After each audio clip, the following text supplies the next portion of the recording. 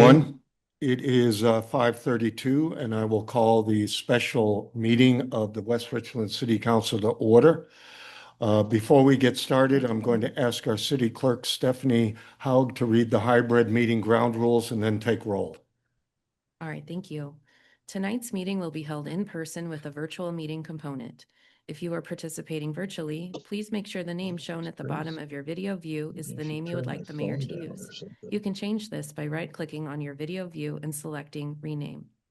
Audience members present in the council chambers will be called upon first during public comment periods. Those participating remotely should virtually raise their hand if they wish to speak.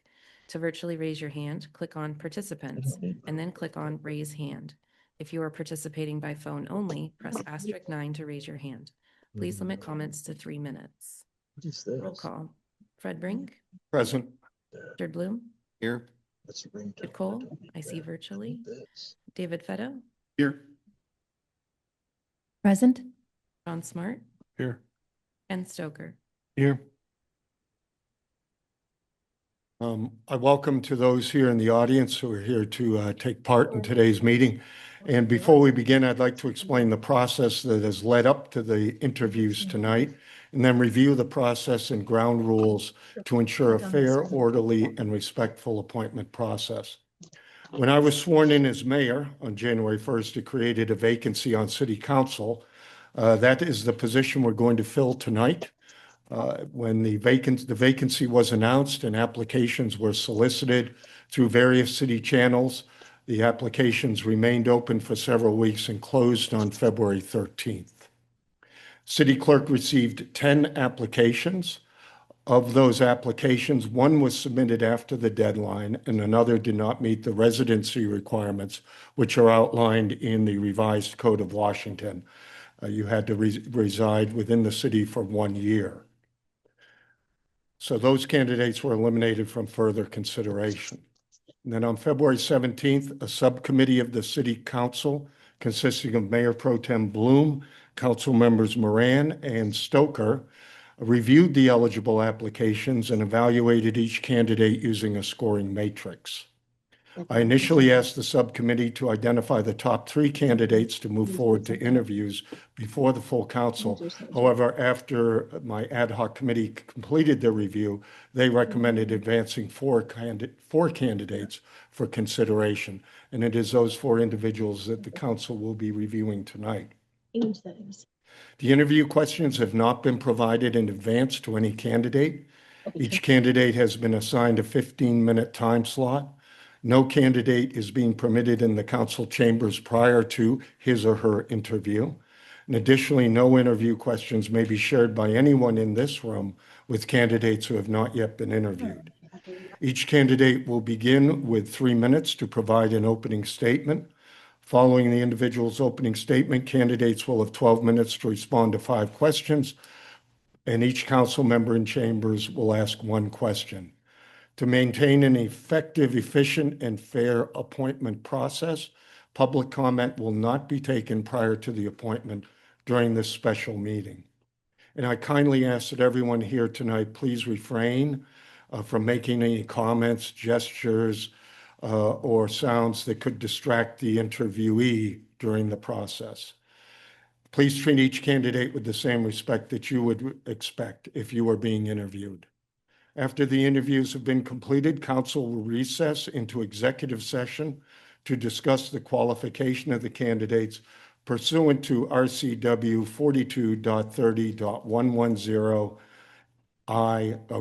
1H. Following the executive session, council will reconvene in an open session to make an appointment. The newly appointed council member will be sworn in at the March 3rd, 2026 regular council meeting and will serve through certification of the November 27 general election. So I thank everyone in advance for your cooperation and your professionalism tonight. So if council has no questions at this point, we'll begin with our first candidate, Mr. Dan Ritchie.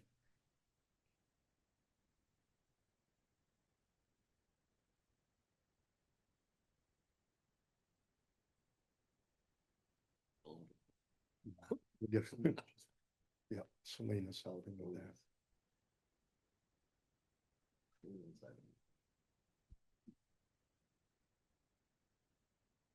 Good evening, Mr. Ritchie. Good evening. I'd like to welcome you here for the interview process. You will have 3 minutes, please, to make an opening statement. And then after that, you will be given questions posed by each council member. Very good. May Very good. begin. Dan Ritchie, 508 Austin Drive. Just out of habit there. And forget to silence your phone. So my apologies. That's part of my 3, I guess. So been here for right at 40 years and tried to be an active, engaged citizen for as much of that as I can. And soccer and kids activities and steel drums and city council meetings, things like that. That's what I hope that we can do and do more of, is engage the citizens. And so that would be what I'm doing, is I'm stepping up, putting my money where my mouth's at. And like I say, engage the citizens. And then from that, let the city be all the better for it. So I guess that would be about as much as I would have to say. I can tell you history, nuclear Navy, grew up on a farm, hay and cattle. So I know how to, tie a knot and sling hay. And so, things like that. I could tell you all of that, or tell you about Hanford project experience. Worked out there for pushing 40 years.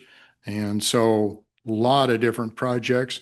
They're just now starting to come to fruition. License extension at Columbia Generating Station. Just got them another 40 years that they'll be able to operate.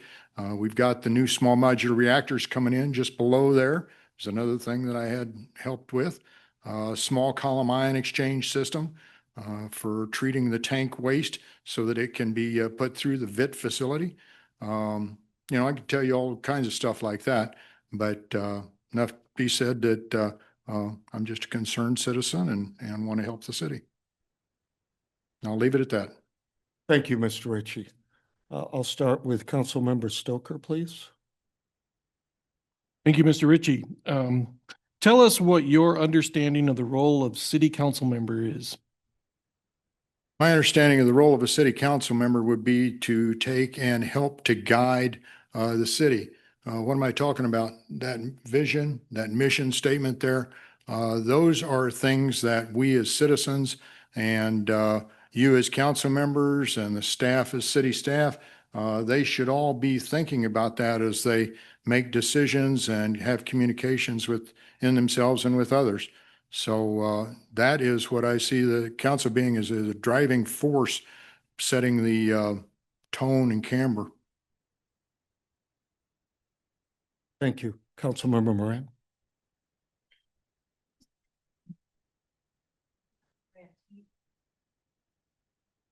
Mr. Ritchie, if you receive a $1 million grant to use for the city any way you wanted, what would you do with it and why?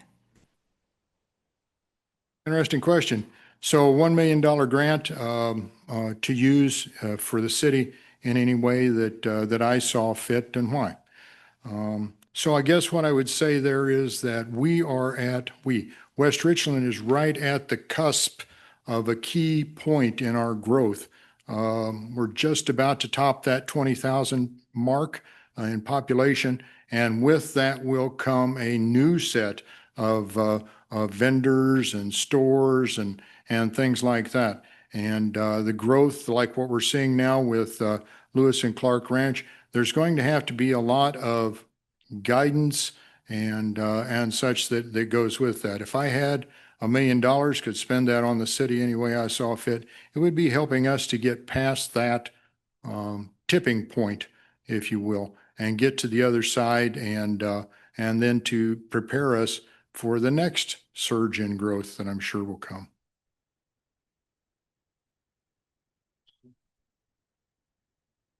Yes, thank you. Mr. Ritchie, with revenue not keeping pace with rising costs, the city has cut previous funding requests for general city staffing, police, and park maintenance.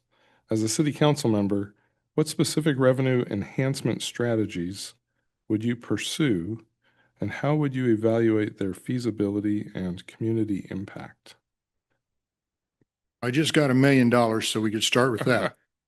So seriously though, that is a question that has bothered me a lot, because there are a lot of things that we could do, and the goal would be to do the right things, to do smart things. Don't do stupid things. I don't mind, I shouldn't say it that way. I can tolerate being ignorant, but I cannot tolerate being stupid. And stupid is when you know better and do it anyway.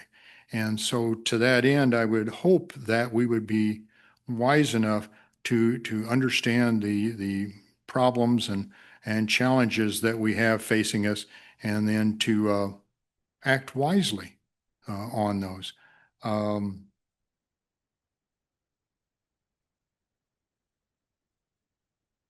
You want to say the question again? Make sure I got all the components. Yeah, sure. I just, as a city council member, what specific revenue enhancement Oh, I'm sorry. strategies Mhm. would you pursue? And how would you evaluate their feasibility and community impact? Very good. So feasibility, community impact, when the money comes in, then you can begin deciding how to use it. And that's what this body, as we spoke a moment ago, that's your job, figure out, is this the right thing to set the tone and camber for the city? One of the things that has come to mind is sponsorships, and offering sponsorships to the likes of Columbia Generating Station or PNNL or Battelle or some of the major sponsors. And we have many that are in town here. And so for them to begin putting their name on the side of a building or a park, I know we've talked about park maintenance, and that's a big one. It doesn't necessarily have to be paid by the city. There's no reason why the sponsor couldn't pay for mowing the grass. That's just I'm just flying wild with that one, but and then measuring the feasibility and the value of those things, that would be part of the project, whatever that was. You'd need to take a look and say, well, is the grass cut right? Things like that. Does that answer the question, John? Yes, thank you. Appreciate that. Mayor Pro Tem Bloom? Dan, what experiences, talents, or skills do you bring to the city council community that you would like to highlight? Probably the single biggest would be my project management certification. I spent a lot of time getting certified, so I understand the components that need to go into a project, budget, schedule, tracking, things like that. And so bringing that to, as I said a while ago, this next big tipping point that we're approaching with our population. We're going to have big projects. We've talked about Lewis and Clark Ranch. I've listened to a lot on that. There's no end of project needs that are going to be needed with that. And so to that end, having an understanding of what is feasible and what is not feasible, how you can approach things, what has to be done, when does A need to go before B, before C, et cetera. So that would probably be one of the greatest strengths that I would bring to the table. Beto? Hey, Dan, given that this position is governed by state law and local municipal law code, how would you address gaps in your knowledge to ensure compliance and minimize legal risk? Well, there's a wealth of resources. And with that, I mean, these are all documented requirements, I'm sure. And then here's a whole cadre of individuals that have had to touch these points. And so to that end, I'm not the guy with all the answers, but I am the guy that can get all of the answers. And that means drawing from the larger pool of individuals, not just the council, but we have city staff, we have professionals in our community. Some of those individuals, those donors that I talked about a while ago, I'm sure they've done projects like ours and would be willing to step up and offer some guidance. Does that answer your question? Well, thank you, Mr. Ritchie, for your time this evening. I appreciate the thought that you put into your responses and, of course, the interest in the city council position. Mhm. We're going to complete all the interviews before council deliberates, so I would kindly ask that you just return to the lobby and wait until all candidates have been interviewed. Very good. Thank you all very much for this opportunity. Thank you, sir.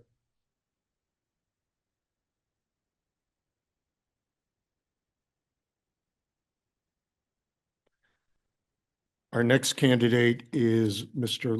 Luis Ojeda.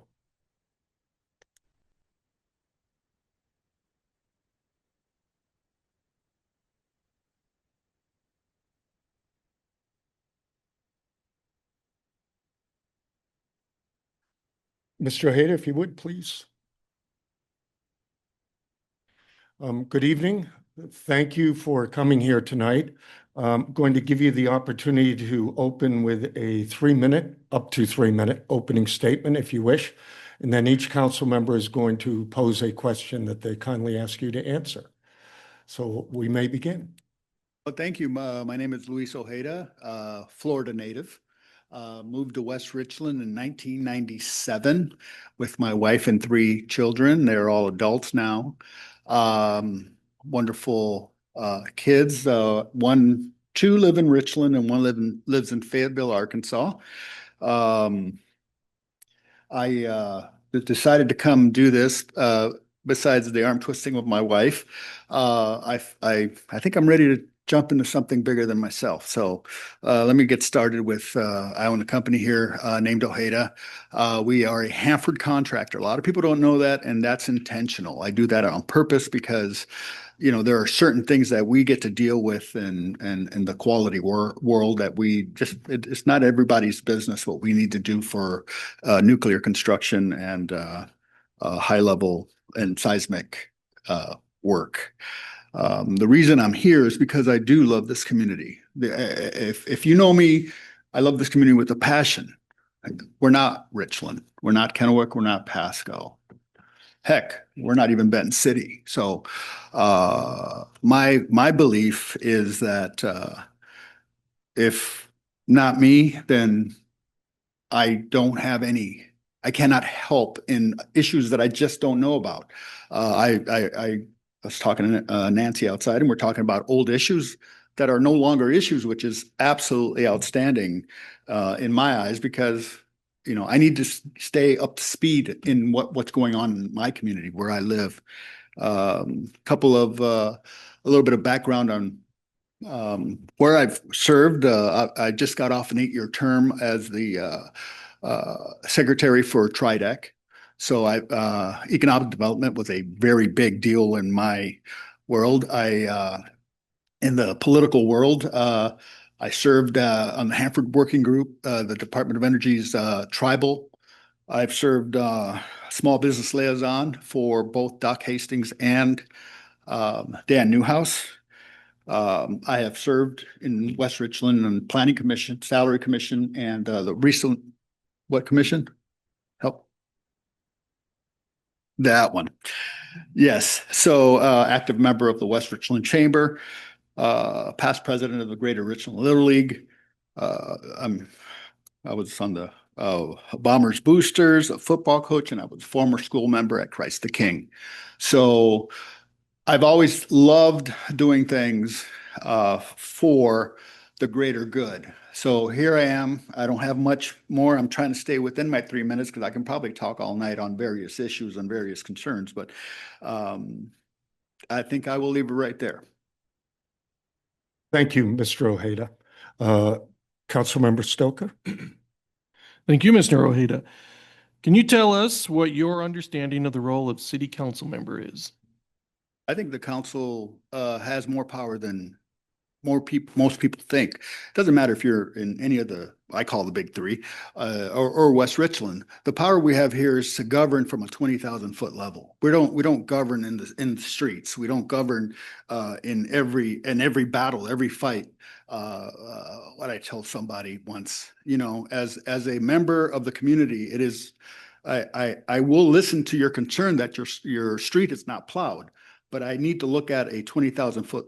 Why is your street not plowed? Not necessarily because you're specifically complained to me. So I'm very open to communication that I feel I'm very open in communicating, the council's point. I believe the council is a family and we can fight like cats and dogs behind closed doors. But we go public, I got your back, 100%. You know what I mean? It's like if we decide on a 4-3 vote, I will not talk bad about the 4 if I'm on the condescending side or the winning side. It doesn't work that way. We're a family, we can fight, we can communicate, and then when it comes to sit right here, I will not bad mouth anybody. Thank you. Councilmember Moran? Thank you. Mr. Ojeda, if you received a $1 million grant to use for the city any way you wanted, what would you do with it and why?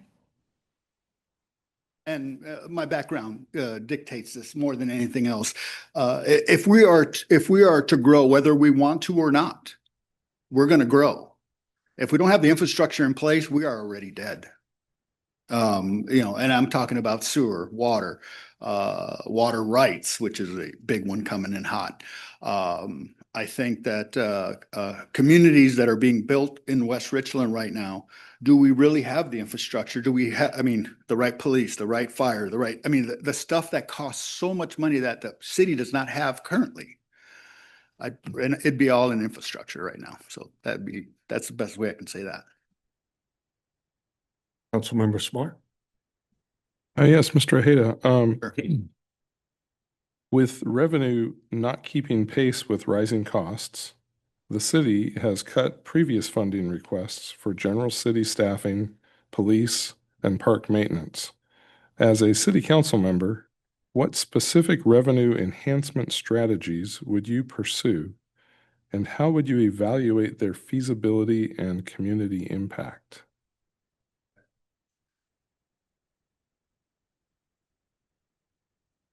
The question more is, what does the council, once again, at 20,000 feet for the rest of the community, what is the best for this community? I can sit here and argue that topic both ways.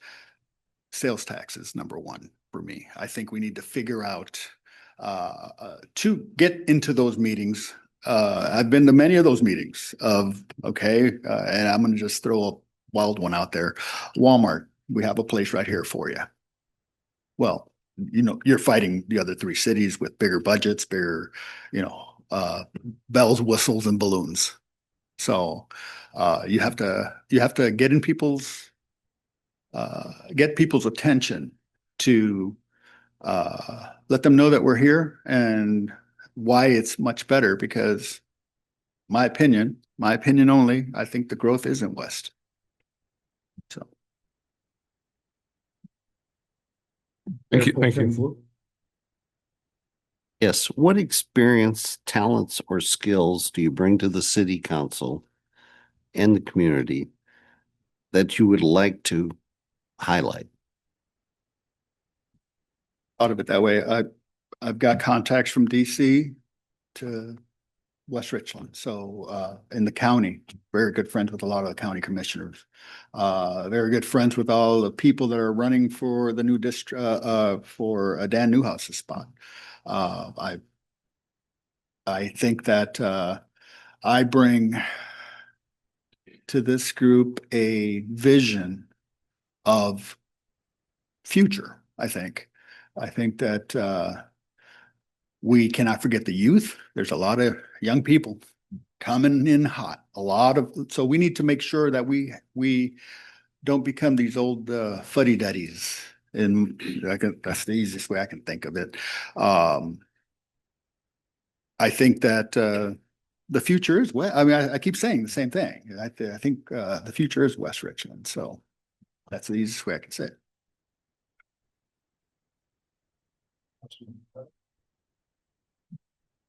Given that this position is governed by state law and local municipal code, how would you address your gaps in your knowledge to ensure compliance and minimize legal risk? The rumors are true. Okay. In all seriousness, I think that we need to grab the bull by the horns and take each issue, each concern individually and mitigate. Because you can't, when you're dealing with attorneys, and I know nothing about being an attorney, when you're dealing with when you get to that point of a conversation, everybody is already lost. You know, we all have lost. Trust me, everything I do is open. Everything I say is with all the knowledge I have. I will not make stuff up because that doesn't work, because that comes to bite you in the behind later.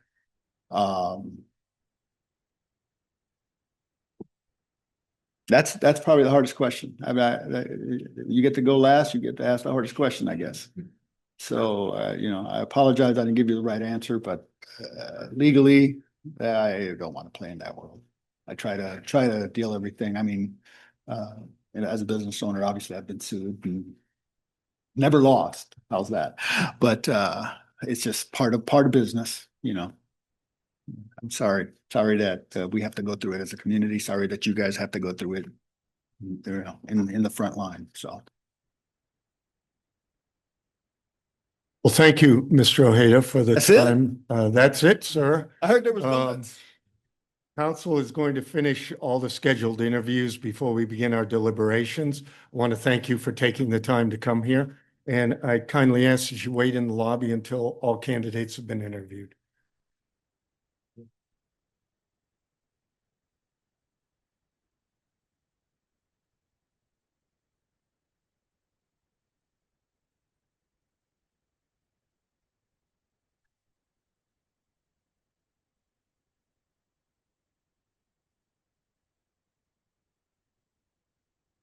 A little bit ahead of schedule. See if Nancy's ready. I think she's next.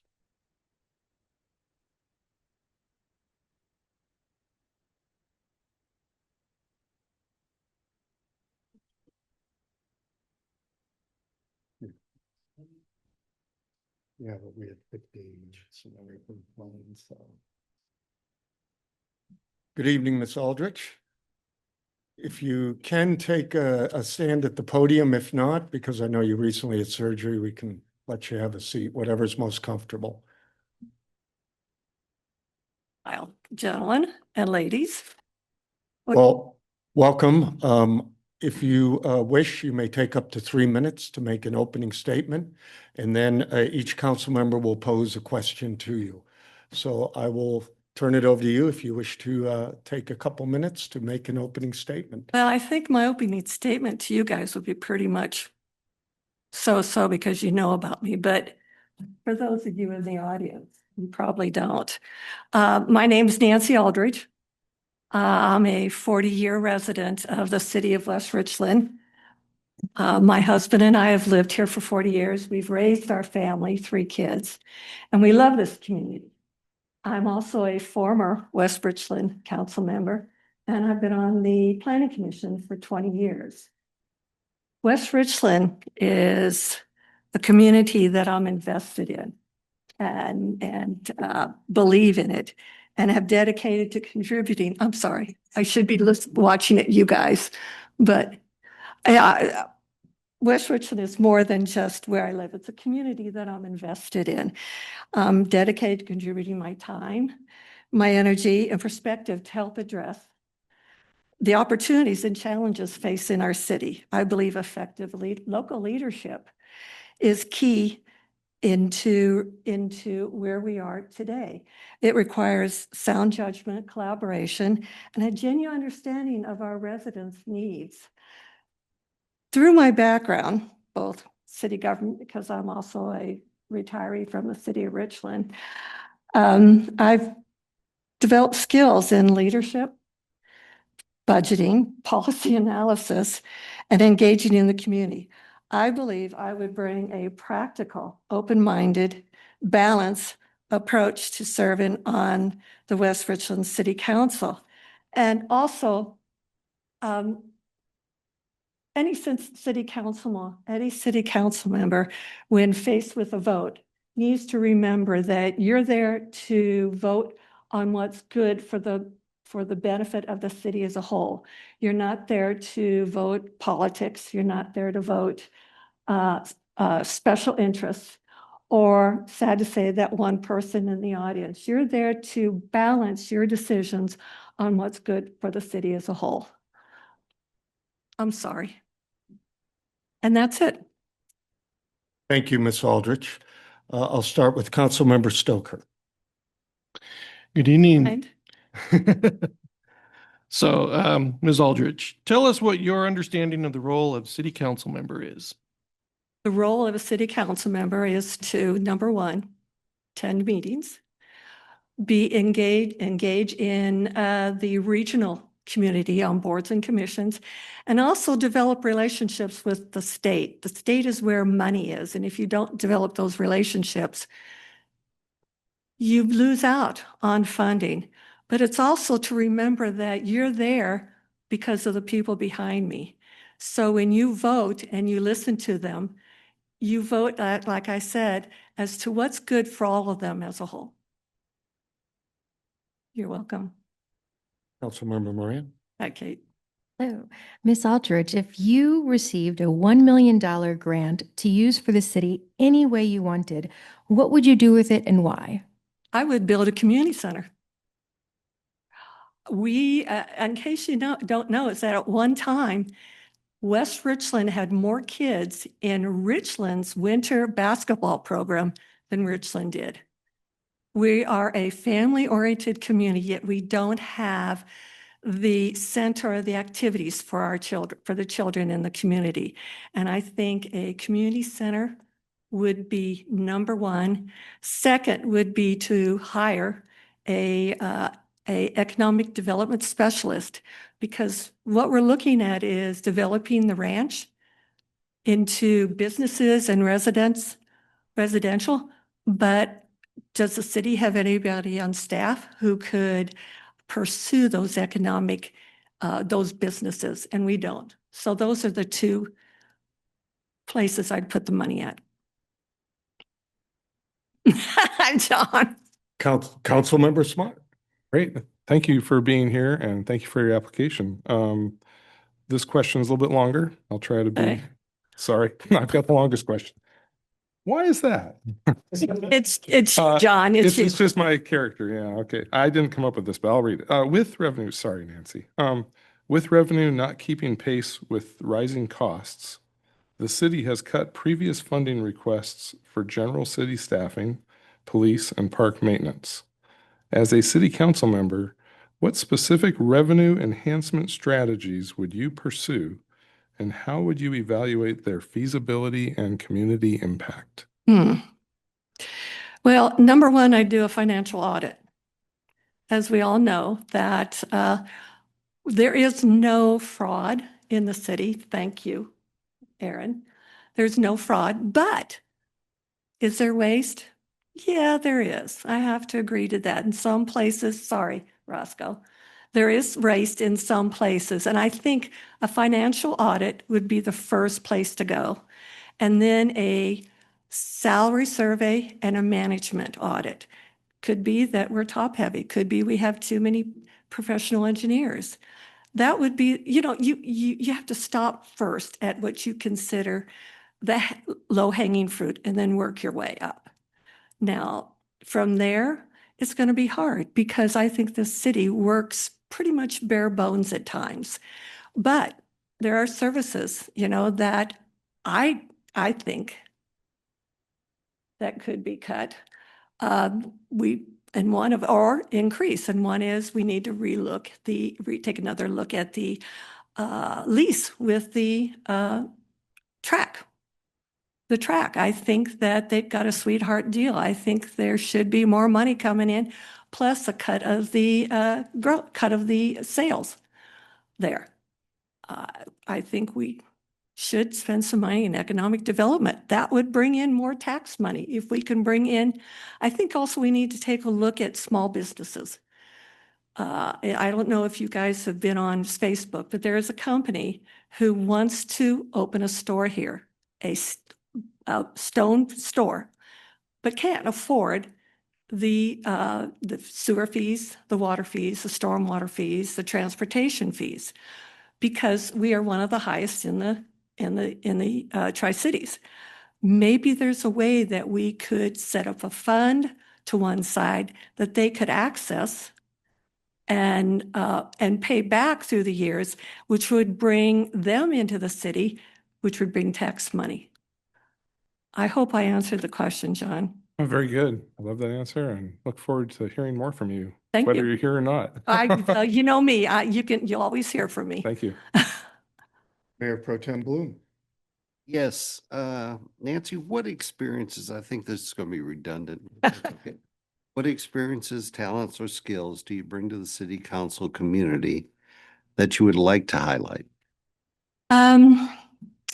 One thing I'd like to highlight is I spent 33 years working for the city of Richland in their public works department, writing grants, $1 million grants, and I'm very good at that. The other one is that I know water rights. As Roscoe knows, I was able to acquire with his help, that I pushed him, 3,000 acre feet for the ranch. I've overseen projects I bought right away. So what happens in the city, I know. But to go to the other side is, as a former council member, I sat on regional boards. And that was where a lot of funding, federal funding, was decided. And I said once before in this area that Keene Road is because of me. I was able to acquire funding to buy the railroad right-of-way, which was a precursor for Keene Road. And then you go to the state level. I sat on a stormwater funding group. I sat on a water rights group. I've sat on the MRSC board. All those, that knowledge is something that you could use on this council. Councilmember Fetto. And I think you'll know the answer to this, but given that this position is governed by state law and local municipal code, how would you address gaps in your knowledge to ensure compliance and minimize legal risk? Say that again. I heard that was the hard question. Given that this position is governed by state law Okay. and local municipal code, how would you address gaps in your knowledge to ensure compliance and minimize legal risk? Research. You always do research. That's where you fill in those gaps is research. You email MRSC. You talk to your city attorney. That's where you fill in those gaps so that you are not at legal risk. Because nowadays anybody could sue the city, and you don't want that to happen. And if it does happen, you want to be able to minimize the risk by having the knowledge to bring it down. Okay? Thank you, Ms. Aldrich. I appreciate your time. I would ask that you kindly wait in the lobby until we are done with the last candidate. And thank you again.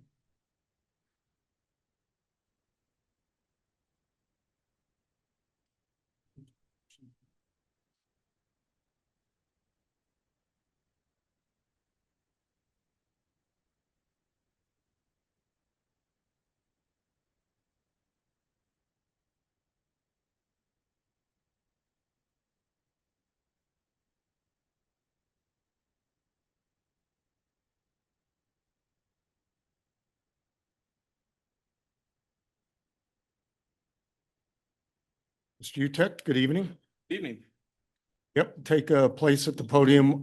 You have 3 minutes if you wish to use that much time to make an opening statement, please. Okay. And then each council member is going to pose a question for you. Great. So you may begin. All right, Chad Utek, 5103 Dove Lane. Good evening and thank you for this opportunity tonight. My name is Chad Utek. And it's truly an honor to be here in front of you guys tonight. I myself have lived in West Richland for 18 years. My wife is a lifelong resident of West Richland, growing up on Snowy Owl Court. We purchased our house at Dove Lane. And I joke with people that it'd be an act of Congress to get her off of Bird Hill. We love it that much. We raised our family there, 5 kids. So I come to you tonight with 9 years experience on the Planning Commission, which I've developed an understanding of the city governance, planning, and growth management. In 2017, I participated in our comprehensive plan update, and then recently have helped review the Lewis and Clark Ranch development and the EIS process on that. These experiences have given me valuable insight to the challenges and opportunities facing West Richland as we balance development and community values. I believe this background would allow me to contribute immediately and effectively as a city council member. West Richland has a significant amount of land available, and I'm committed to ensuring that development is through thoughtful and responsible in alignment with our community's long-term vision. Serving the city council is important to me to provide an opportunity to help guide that growth responsibly and preserving our character and quality of life that makes West Richland special. I would be honored to continue serving the residents of West Richland in this new capacity and help make the city an even better place to live, work, and grow. Thank you, Mr. Utek, and I'll begin with Councilmember Stoker. Good to see you this evening, Mr. Utek. Thank you. You too. Tell us what your understanding of the role of city council member is. I believe it would be guiding our community in the right direction, providing our citizens with proper roadways, safety, making sure that they have proper water sources, sanitation, and, making sure that our fire department and our crime is low, and just guiding our city in the right way and also helping develop future growth. Like I said in my opening statement, we have a lot of land. It's going to be up for development and making sure that land, we are doing it responsibly, bringing in that commercial growth, making sure the developments are, we're developing that land the right way. So, yeah. Councilmember Moran.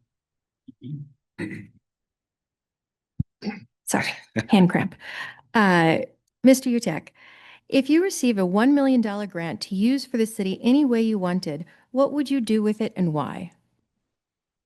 Boy, I would probably have to say maybe our roadways. I know that we have a lot of improvements to our roadways that we need to do, and that would be coming up, especially. We've put in a lot of roads, and so I think that infrastructure or public works would be a great way to spend that money as well.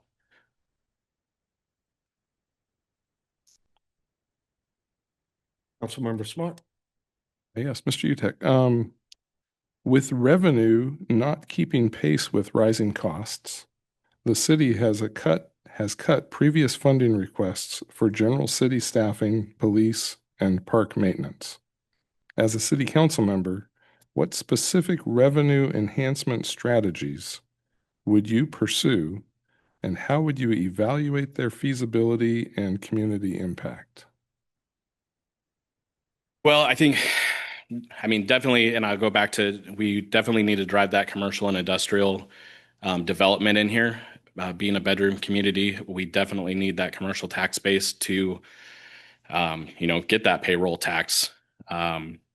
There's also other avenues that you can do. I know Kennewick has gone on board. They've done a transportation improvement district, a TID, to help fulfill roadways, road improvements. That's one option that the city could look into. I know Roscoe kind of brought this up at the last joint meeting that we had. He's done a great job. It sounds like of, the TIBS program of grants, going out and getting that where we can get money to matching money, I'm sorry. Those are options that we can look into. Yeah. How would you evaluate their feasibility and community impact? Well, I mean, if we're not raising those funds, I mean, of course, it's going to affect our citizens. Yeah. Okay, very good. Thank you. Mayor Pro Tem Bloom. Well, what experiences, talents, or skills bring to city council that would be that you would like to highlight? But, I would say just my involvement in the community. I am out in the community every day. My job puts me in contact with a lot of the local developers, the construction industry of the Tri-Cities. So I'm constantly out there talking with the folks in the community. I regularly attend TriDeck board meetings on their economic development. And then also, am very involved in the local chambers. So I do believe my experience and just knowing of the heartbeat of what's going on in the Tri-Cities is a valuable asset to the council. Yeah.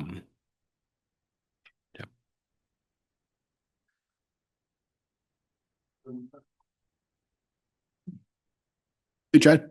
Hey. Okay, given this position is governed by state law and local municipal code, how would you address gaps in your knowledge to ensure compliance and minimize legal risk? Boy, that's going in and doing a lot of research on, I would believe it'd be on my own time. Yeah. Joining the planning commission 9 years ago, I said it that I didn't want to run for council until I had a firm grip on the planning commission. And it was a learning curve, because I was not involved in had any experience in, anything that had to do with the planning commission. So yeah, there would definitely be a learning curve. I mean, to learn that stuff. And it would probably have to be done on my own time and just doing the research and the reading and learning. All right. Mr. Utecht, thank you for spending time with us tonight and your interest in the position. If you would, at this point, we are going to move into executive session. And I'll ask Stephanie, you going to bring the other candidates back in? All right.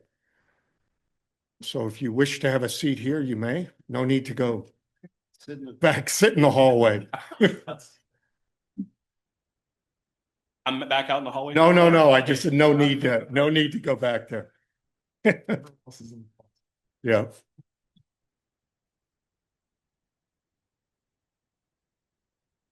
Yeah, we'll go back there. Yep. Or just wait till everyone comes in so they all hear it.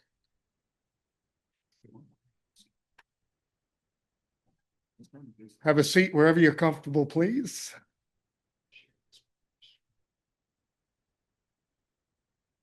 Line it up, like spread it.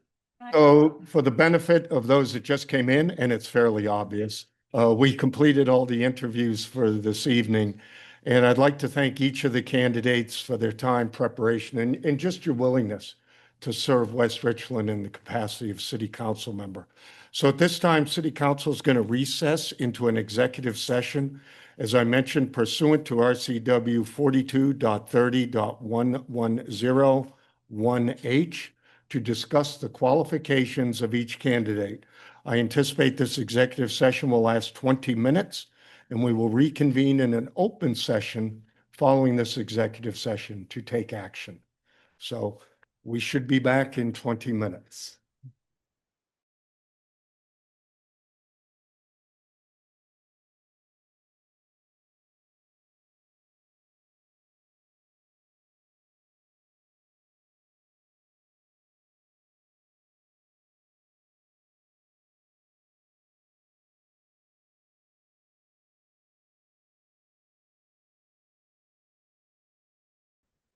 So I will reconvene at the conclusion of our city council meeting. It is 7:29 PM. And I will ask for a motion for an appointment to fill the vacancy for position number 6. I move to appoint Dan Ritchie to West Richland City Council position number 6. Second. I have a motion and a second. We will do a voice vote on this as well. I would ask Stephanie to call, roll call, excuse me. All right. All right, thank you. Councilmember Bloom, or Mayor Pro Tem Bloom. Bloom. Ooh. Aye. Councilmember Cole. Councilmember Fetto. Aye. Councilmember Moran. No. Councilmember Smart. Aye. Councilmember Stoker. Aye. Councilmember Cole? You voted, you did. All right, I didn't hear it. Okay. Got it. Stephanie, the results of the vote? They are 6-1 in the affirmative. All right. Councilmember, Councilmember Ritchie, congratulations. I also want to thank all the other candidates for participating. You will be sworn in at the March 3 regular council meeting. And I do appreciate everyone's patience and time for tonight's session. Thank you all. Have a good evening. And look forward to your continued participation in our city. Yep.